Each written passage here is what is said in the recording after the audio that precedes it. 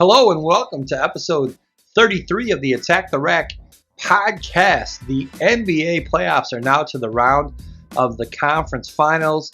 The NFL has released the 2023 season schedule.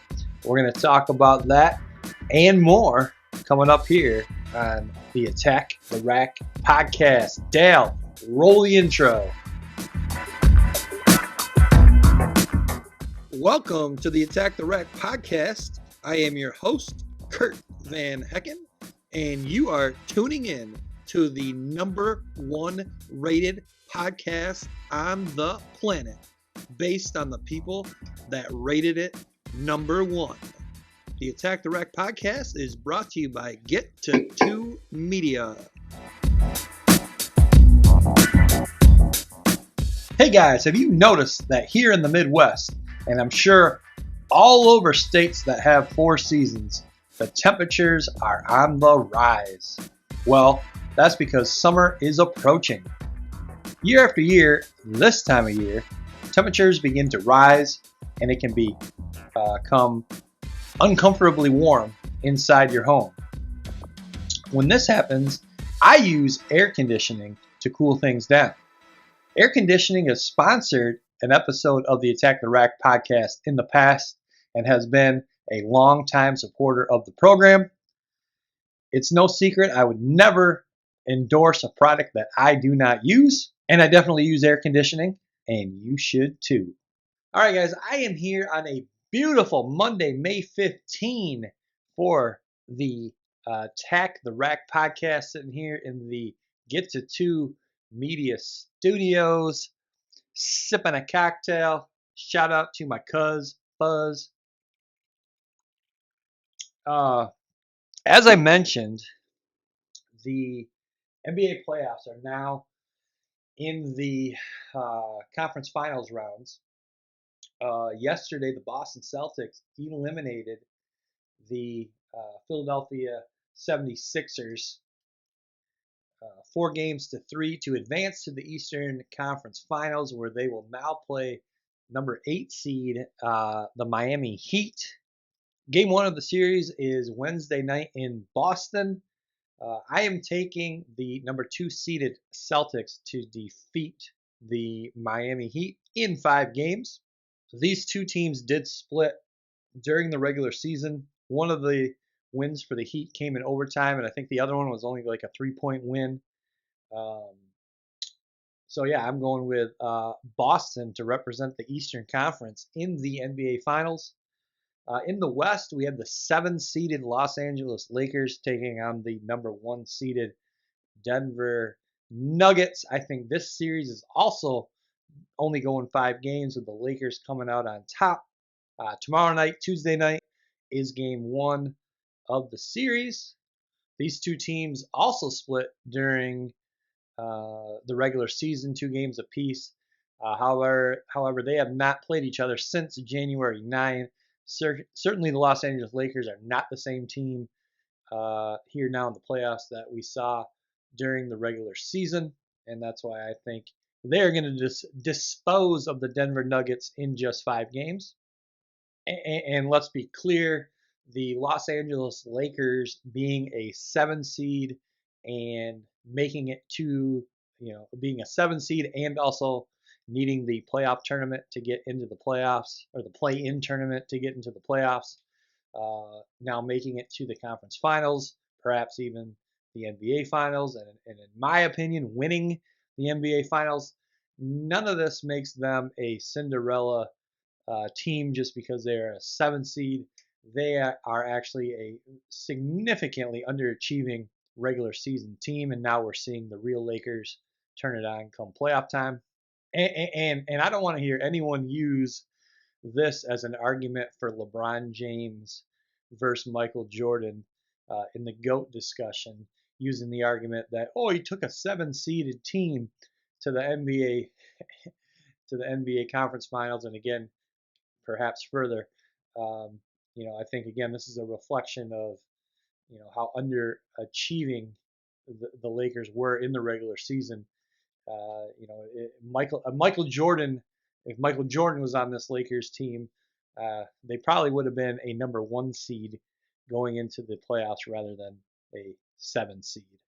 But anyway, I am predicting a matchup of two NBA classic franchises, the Boston Celtics and the Los Angeles Lakers. Certainly a series that Adam Silver and the NBA would be very, very pleased with. So let's move on now to one of the biggest idiots in all of professional sports, Ja Morant. Ja Morant has already been suspended and now has been suspended again for similar reasons.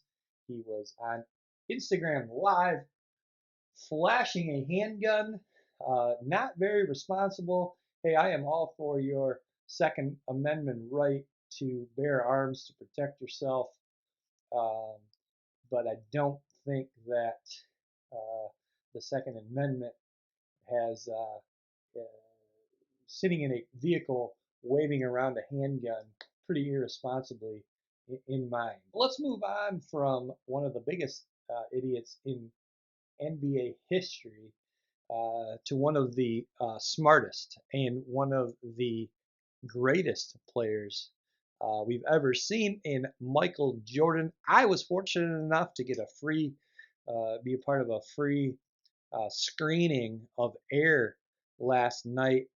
Uh, Amazon Prime. Um, what a phenomenal film! Starring Ben Affleck, Matt Damon, Jason Bateman. Um, just a phenomenal film about how Nike was able to sign Michael Jordan shortly after he was drafted by the Chicago Bulls. What an incredible story. Michael Jordan's mother was able to negotiate an incredible deal for him. She was able to negotiate him getting a cut of every single Air Jordan sold. She's an absolute genius. She very well may have been the architect of the very first NIL deal. She felt that with Nike using the name Jordan on their shoe, that Michael, uh, because of the use of his name, image, likeness, should be entitled to a cut of each shoe sold. And what a great example of how beautiful capitalism truly is. And now, today, finally, NCAA athletes are able to also now use their name, image, and likeness as a way to earn money. And this is all part of capitalism, and it's long overdue for these athletes. And as far as I know, Michael Jordan's mom securing this deal is the first ever NIL deal for an athlete that I'm aware of. And the movie kind of did portray it that way. Um, so yeah, this movie's in theaters right now. I would highly recommend it to anyone and everyone, even if you're not a sports fan. Just a really great movie. All right, I'm going to take a quick break, and then we'll be back with more of the Attack the Rack podcast.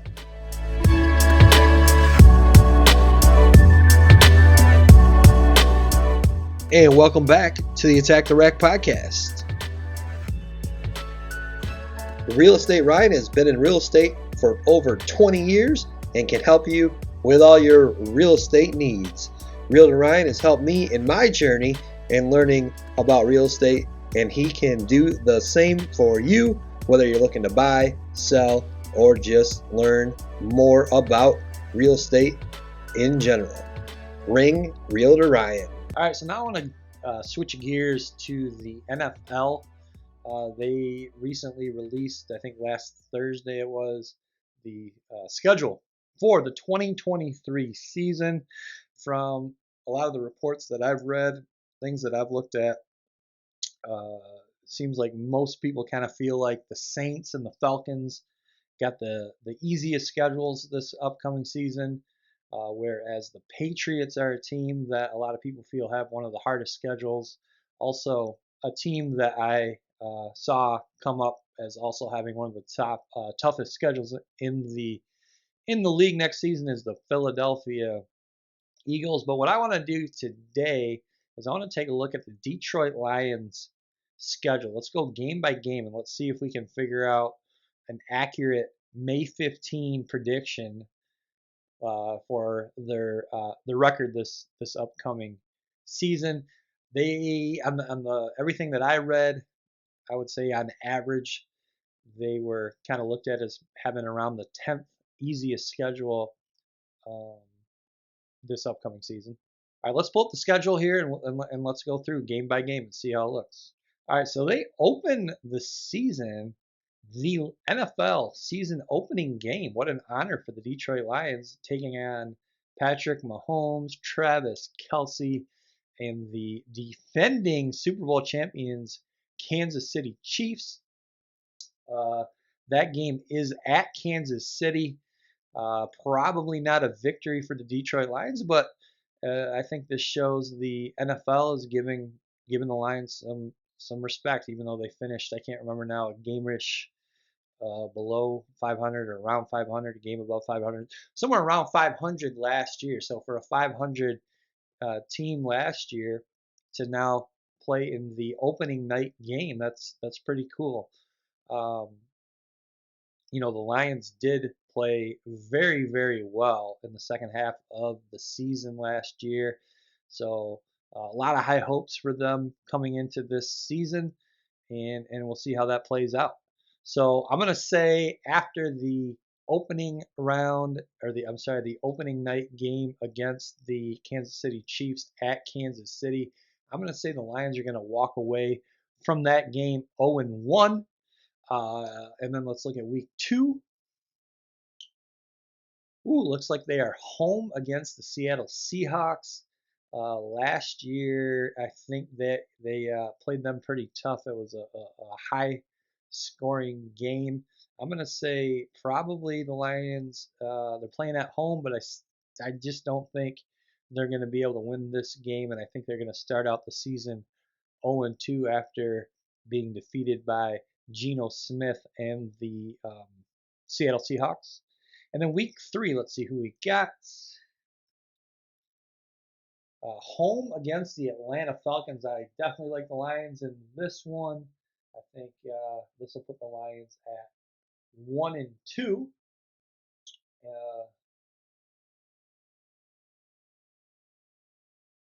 and then week 4, they travel to Green Bay, at Green Bay, for a Thursday night primetime game. You know, always tough to play at Lambeau Field. The Lions have a horrible history of winning at Lambeau Field. Certainly, the Packers lost Aaron Rodgers. The the Packers weren't even that great last year with Aaron Rodgers. Didn't even make the playoffs. I think the Lions are going to get this one at Lambeau to even the record at 2-2 after week 4.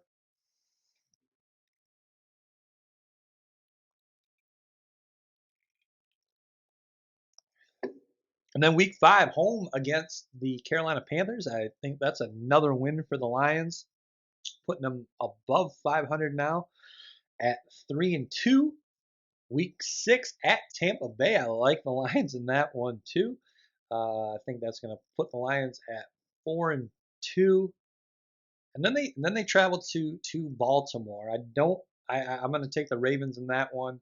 I don't think the Ravens are very good. Obviously, Lamar Jackson, phenomenal quarterback, but I don't think they have much else. Um, I think they're probably an above 500 type team, but nothing special. But I don't think the Lions are going to be able to win on the road at Baltimore. So I'm going to take the Ravens in this one. I think now that puts us at a 4-3 record for the Lions. And then next, let's see, home against Las Vegas, another primetime game, um, a Monday night game for the Detroit Lions. Playing at home against the Raiders. Yep, playing at home. Tough one here. I'm going to say the Lions are going to win this game as well to improve to 5-3 on the season. Oh, and then that'll take them right into their bye week, and then following the bye week, they travel out to San Diego to play the Chargers. I'm taking the Chargers in this one, which I believe now we're at 5-4, something like that. For the record. And then Then we're getting another win home against the Chicago Bears. Lions by 100 in that one. And then home against Green Bay for a Thanksgiving primetime game. Thanksgiving, always a great tradition for the Detroit Lions playing on Thanksgiving. I think they're going to win this one against Green Bay. What are we now? 6-4, something like that. And then the Detroit Lions travel to New Orleans to take on the Saints. Another victory, I would say, for Detroit, putting them at 7-4. And then the following week, I can see them moving to 8-4, playing at Chicago. Home against Chicago, I'm going to say by 100, winning by 100. On the road, winning by 92. And then they're home against the Denver Broncos. I think that should be a nice win for Detroit. What are we at now? 9-4, 10-4, something like that. And then after Denver, the first meeting with the Minnesota Vikings, they played the Vikings 2 weeks out of 3. Um, this first time they play the Vikings is at Minnesota, so I'm going to take Minnesota in that one. I think the Lions are going to split with Minnesota, each team winning at home. So this will be a loss for the Lions. So now I think we're at 9-5, and then they are another prime time. Well, it's a Saturday night game on ESPN, ABC. So that I would consider that a prime time game, and that is against the Cowboys, and it is at Dallas. I'm going to say that is a loss for the Lions.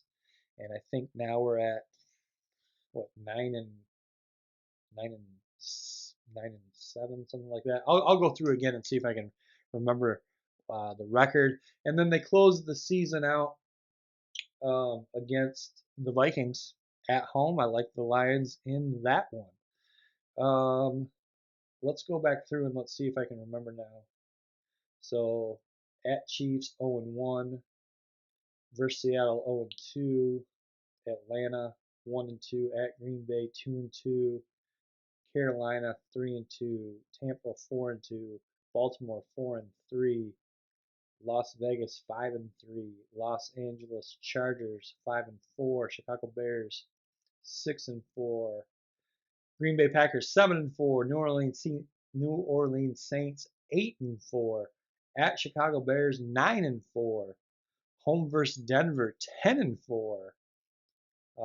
At Minnesota 10-5, at Dallas 10-6, and then home versus the Vikings finishing at 11-6. However, I am actually going to say the Lions are going to finish 10-7 because there will be at least one game in there where we see the same old Lions losing a game they should win. So I'm going to say the Lions are going to go 10-7 this year.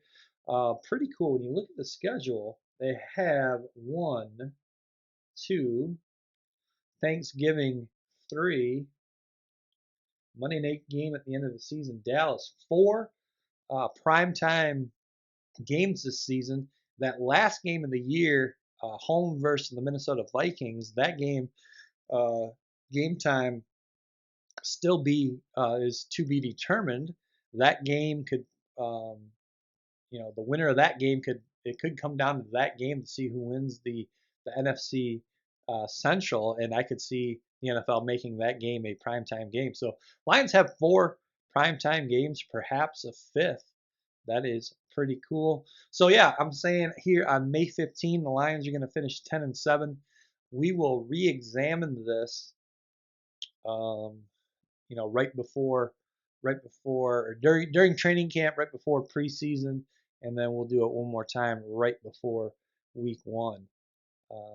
But yeah, should be a pretty good season for the Lions, finishing above 500, hopefully making the playoffs.